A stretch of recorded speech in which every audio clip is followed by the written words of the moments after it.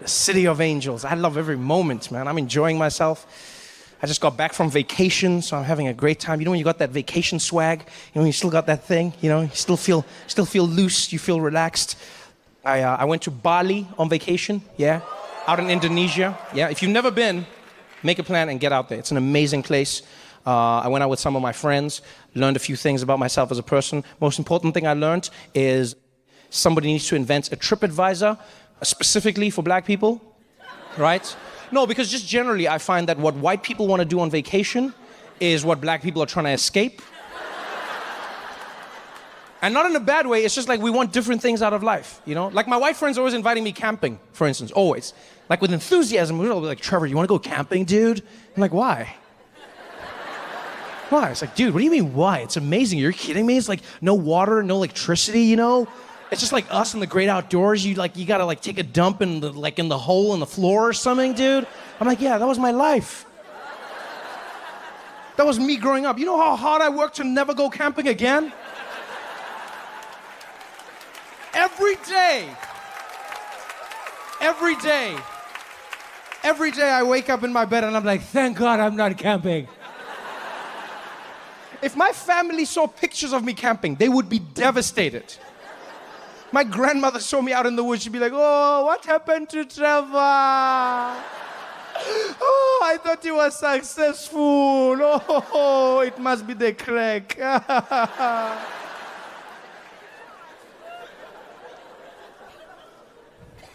want to go camping. So I went with my friends to Bali. They planned the trip.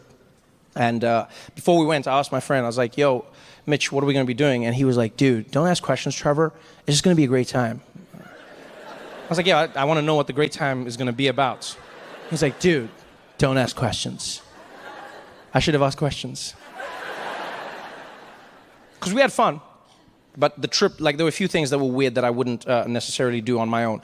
For instance, on the third day of the trip, right, we had what was planned, what was built in our itinerary as an authentic Balinese experience. Right? That's what they called it, an authentic Balinese experience. And what they did was, they woke us up at 5 a.m., put us in a little bus, and we drove for 3 hours. And when we got there, get out of the bus, we're in the middle of it, it's like a remote village, and the little tour guide, really happy, way too happy for that time, and he's just like, welcome everybody, are you ready for a good time? And I'm like, yay.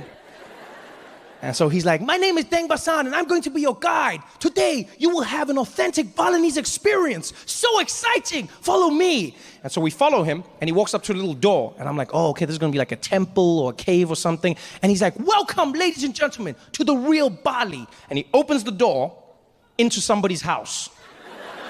This is not a museum house, this is just a house. Like someone lives there every single day. He opens the door, and he's like, this is the home of someone in Bali. He eats here. He sleeps here. I'm like, does he know we're here? Because we didn't knock. Nobody answered the door. For all I know, we're breaking and entering right now. We're in some weird Balinese gang. I don't know how this works. And as I'm about to ask the question, he turns and he's like, over here you can see the owner of the house. He's in the corner. And we turn and there's a man the whole time. He was just sitting there, frozen stiff. And now I'm like, is this guy part of this? I don't know if we should be doing this or should not be doing this. And Deng Basan turns to him and starts speaking to him in Balinese. He's like, Tengrawada Sangaraka. He's like, okay, you can touch anything. And so I'm like, oh no, I don't think we should. Before I can even finish, the people in our tour group were like, yeah, touch it all. Oh my God, touch it all. Oh my God, does he sleep here? Oh wow, is this where he eats? Oh my God, I can never do this. Oh my God, excuse me, thank you so much for having us. Oh my God, I appreciate my life so much more right now. Thank you so much, this is horrible. Can we take a selfie? Thank you. Are you on Instagram? I'll just put #the man. Thank you. Oh my God. So I'm really awkward right now, right? Because this is something culturally I'm not supposed to be doing. Right? As an African person, I should not be in somebody's house rummaging through their life. So I'm standing in the corner, really uncomfortable. And the owner of the house, he's really accommodating. He's friendly. You know, he's like, yes, thank you. Enjoy. Thank you. And then he turns and he looks at me. And this was one of the most magical moments, right? Because he was smiling at everyone else. And his face completely changed when he turned. He's all hospitable. He's like, yes, thank you.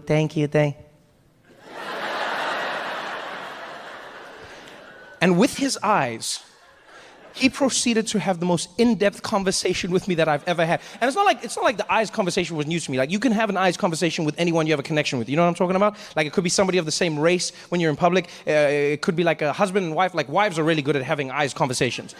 They'll shit on you hard. Like, you'll be in public together, and then you'll say something off. You'll be like, oh, if only she did that. And she'll be like, oh, hell no, I cannot believe you said all of that. But it's just eyes. I cannot believe you said all of that. Wait until the next. Oh, you want to air our dirty laundry out in public? Oh, you're going to see how this is going to end up. Oh, you say this and enjoy this moment right now because you know it's over. And you're like, yeah, I shouldn't have done that. All with eyes, right?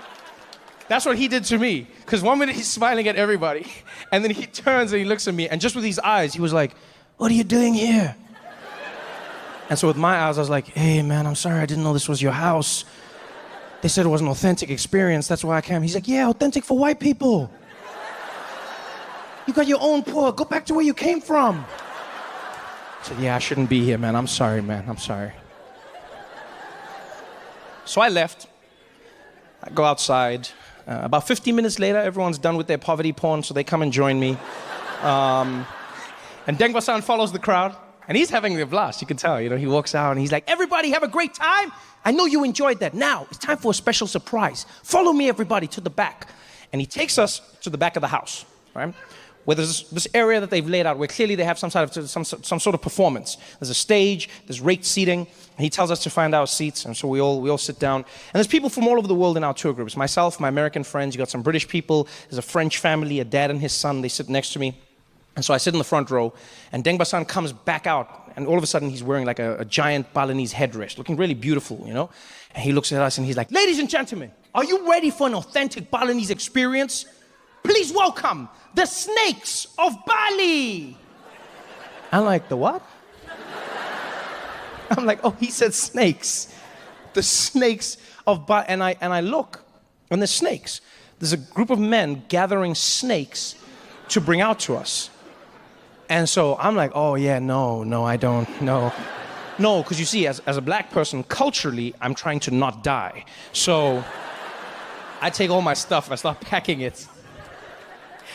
And the French guy turns to me and he's like, my friend, where are you going? The show is starting. I said, yeah, no, the guy said the snake's coming, so I'm gonna move. I'm gonna go to the back. He's like, you're moving because of the snake? I said, yeah. He said, why are you moving for the snake, my friend? Are you afraid of a snake? I said, yeah. That's exactly what I am. I'm afraid of the snakes. He's like, such a big man, but you are afraid of a snake? I said, yeah, with a big brain. That's why I'm afraid. It's a snake. Like, you're not gonna trick me into not being afraid of a snake. Like, my toxic masculinity is not so high that I'll be like, yeah, you know what, man? Come on, snakey. Come on. It's a snake. Instead of just letting it go, this guy turns, he's like, I cannot believe it, a big man like this. Hey, Jean-Pierre, turns to his son. He's like, Jean-Pierre, monsieur le droit de l'huissier, le serpent, parce que le pardon aussi, and this kid's like, ha ha ha, snake. And he's like, oui, snake. Are you afraid? Snake. What is this? It's a snake. And these two carry on for like 15 seconds non-stop. Right? Just back and forth. Snake the whole time. He's like, snake, are you scared? Snake. I'm like, whatever, man. You guys lost all your wars. So I go to the back. Right? I don't have time for this. Because there's snakes. So I go to the back, take all my stuff, and I climb up, and I'm sitting at the top, right? Because I want to see the show. I just don't want to be a part of it. Okay? And so I've got my stuff, and I move all the way up to the top, and I sit there. And as I get there, the show starts, and Dengba-san's really excited, and he's like, "Ladies and gentlemen, please welcome your first performer, the powerful Python." And dude comes out with a giant python wrapped around him, right? And this guy had this cool trick where the python would squeeze him really tight, super tight, so tight you could almost hear his bones cracking, right? And then he'd make a sound. He'd be like, "Eh." And the snake would let go. And then it would start squeezing him again, and he'd be like, "Eh." And the snake would let go. And it would squeeze him again, and he'd make the same sound. He'd be like, "Eh." And the snake would let go. And I was like, wow, this is dope. This is cool. Yeah, they're in a consensual relationship. I like this. This is And so he leaves with the snake. The next performer comes out, and this guy had a green mamba with him, right? And so Deng Basan is like, ladies and gentlemen, the green mamba. And this guy comes out, and he had a cool trick where he took the lid off the basket, and the green mamba would come out, and then it would start doing like a little move, and then someone would play music, and then the snake charmer would dance with the snake, and they'd do the same moves. It was dope. It was like a Justin Timberlake video, just the two of them, okay? Like back and forth. I was like, oh, that was dope. And the snake goes back in, and then Deng Basan came out one final time, and he's like, now, ladies and gentlemen, are you ready for the final part of the show? Please welcome the King Cobra. And the final performer comes out with the cobra, puts the snake down, this is the lid, snake comes out. And I don't know what it was about this snake, but you could feel the energy change. Like, they were all snakes, but the snake looked mean, you know? Like it looked like it hated life. There was something about it. Like the snake looked like it had a mortgage.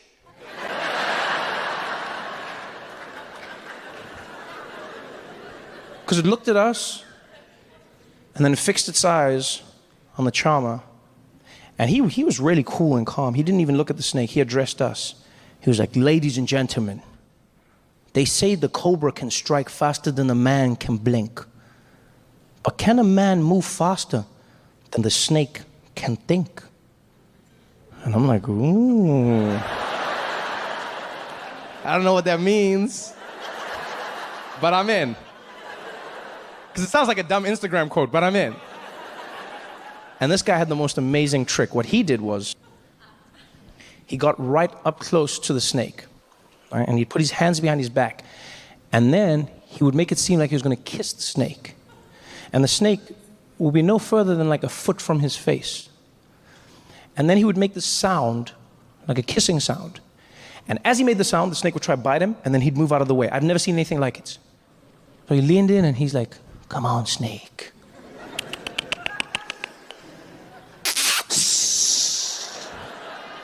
Too slow, Snaky.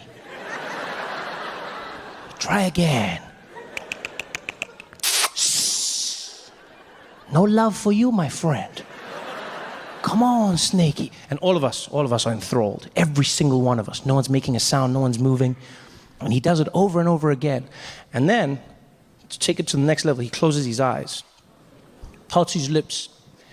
And I guess at this point, the snake was probably like, oh, I think I figured this out.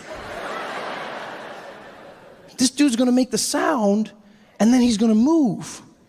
But if I bite before the sound, I can change everyone's lives. Because that's exactly what the snake does. The guy closes his eyes, pouts his lips. Before he can make the sound, the snake strikes him, pa, bam, hits him on the mouth, right? Cuts his lip open, blood goes spraying everywhere. Now, that should be the end of the story. That should be the craziest part of the story. No, this is the middle. The snake hits him on the mouth, the blood goes spraying. This guy jumps back and then acts like he didn't just get bitten by a snake. Which makes us think we're crazy, because we all saw it. Everyone in the audience was like, oh, and then he jumps back and he just like shakes it off. You know what he did? He did that thing, you know that thing that people do where like you get their hand jammed in a car door or something? Like, you know, like it slams and it'll be like, and then people will just be like, He did that, but with a snake. So the snake hits him, the blood sprays, and he jumps back and he's like,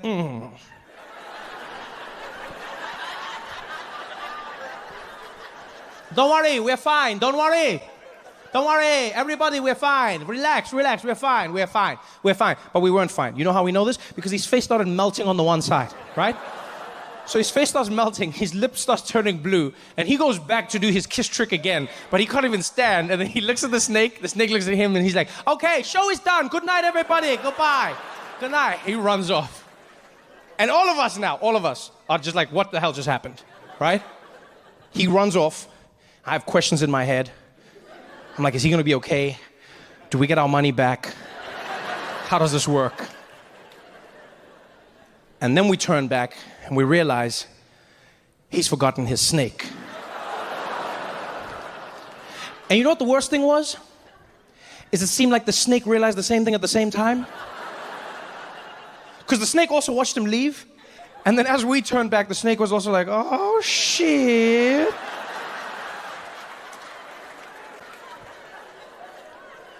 And so now, it's just us and the snake.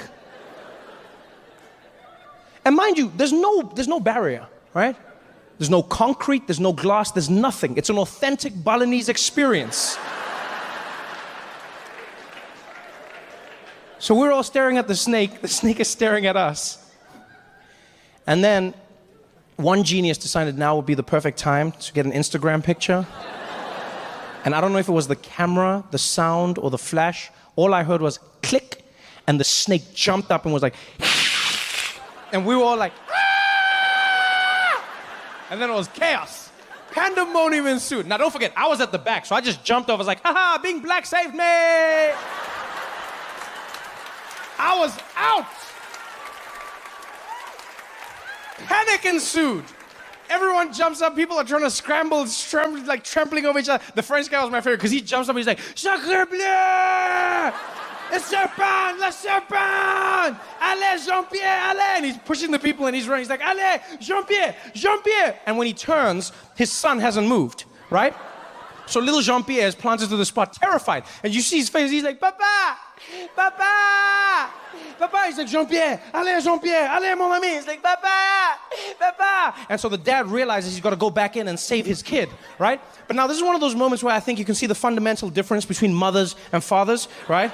Because a mother would run in without thinking and she'd be like, I will die for my child. Strike me now, snake, right? That's moms. Dads will also save their kid, but in the back of their head, you know the dad is thinking, yo, I'm gonna save my kid, but I don't wanna die. I mean, I don't wanna die because this dumbass didn't know to run when his dad was running. I mean, there's a snake, and I start running. Why wouldn't you run at the same time? Now I gotta die for your dumbass, which makes no sense, because I can make another one of you. You can't make another one of me. I should just make you a brother, and we can mourn your dumbass death together.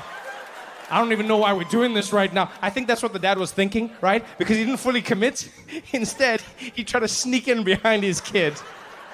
And then he grabs the back of his hoodie and yanks him to safety. So now little Jean-Pierre is choking in the ground. He's like, Papa, Papa. And he finally gets him to the side. And another snake charmer comes running out, grabs the snake, puts it in the sack. And finally, danger's averted. Everybody's safe. Everyone is safe, but terrified. Some people are crying, others are in shock. I'm standing on the side watching all of this. Little Jean-Pierre's there with his dad. They're both in tears. He's like, désolé, mon ami. Désolé, Jean-Pierre, désolé. And he's like, Papa, le trou de léger le poids de la joie. Le poids de... And I don't speak French, but I know this kid was like, you asshole, you left me. I'm gonna tell mom.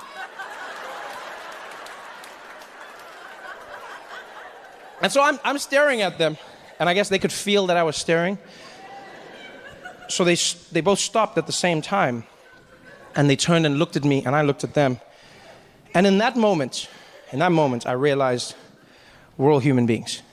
We'll experience the same thing. We went through the same trauma. No matter what happened to us before, we're all human beings. Because they looked at me, and I could see in their eyes what they'd just experienced, what I'd experienced. And in that pause, I bent down, I got real close to them, and I was like, snake.